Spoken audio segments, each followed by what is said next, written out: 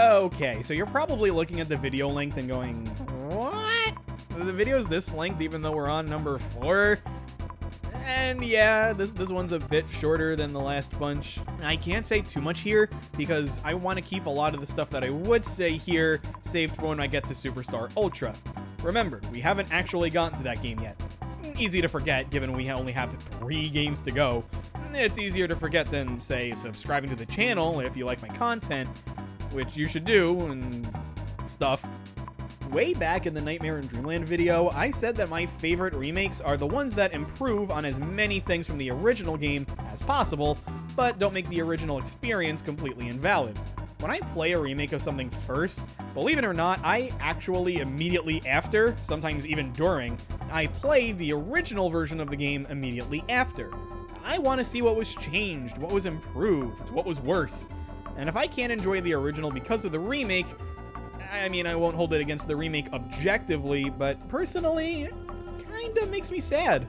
And while part of the reason why I still get so much enjoyment from the original Superstar comes specifically from what Ultra did and didn't change, the other big part is simply that OG Superstar is an amazing experience.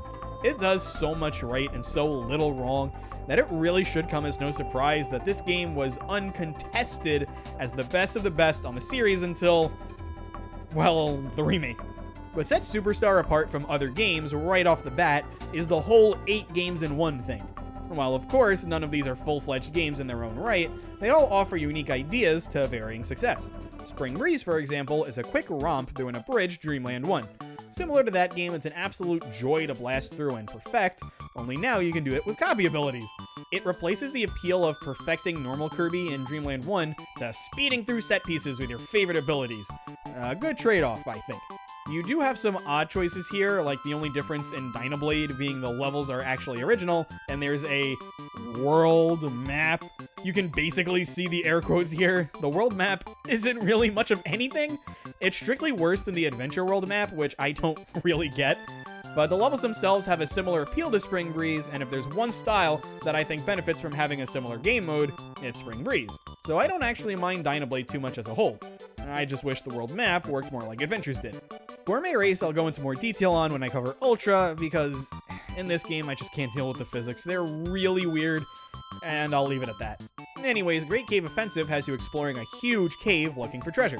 The treasure is totally optional, so you can just simply ignore it and move through the cave normally, but the best part of this mode is exploring the cave and finding treasure. Because this whole thing is connected, you feel like you're exploring this massive cave and finding anything valuable along the way. Think Amazing Mirror, but condensed. Also less Metroidvania and more 2D collectathon. Sounds a lot better in my book. Revenge of Meta Knight has you clearing levels before a timer hits 0, but the timer itself is so generous it may as well not be there. This is another one of my favorite modes because the real kicker here is that this is the mode with a focus on the story. The best part of this mode, by far, is seeing Meta Knight's crew get progressively more and more terrified as Kirby destroys more and more of their ship. This is a really good piece of gameplay to story integration because you're the one making Kirby destroy the ship, and because of that, they panic. It's beautiful. Also, the ending of Escaping the Halberd is amazing, but of course, saving it for Ultra's Day.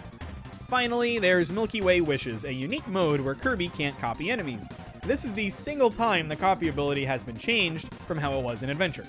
Instead, you find abilities hidden in levels, and once you find them, you can access them at any time. It changes the way that the game is played, and I think that's really cool. I'd like to see a spin-off or something give this idea another go. Thinking on it, the story mode for Battle Royale does something similar to this, but those function more like characters in a fighting game than standard abilities. Again, I'll go into more details on all of these, as well as the arena and the 2 minigames for Superstar Ultra, but for now, all I'll say is that these being split game modes is not a bad thing. I hear a lot recently that this holds both this and Ultra back, and that's just not the case. And already almost done, just need to cover the presentation and it's closing time. Visually, of course, I'm going to give this game all the praise in the world, just look at it. 1996, when the N64 was out, Superstar still impressed. I love the CG backgrounds especially, they look so unique compared to any other kind of Kirby game. And unlike, say, Donkey Kong Country or Mario RPG, games that still look good in their own right, there's a contrast with the backgrounds being CG and the characters, the items, everything in the foreground being sprites. Really good. The music? Actually, I have something meaningful to say here.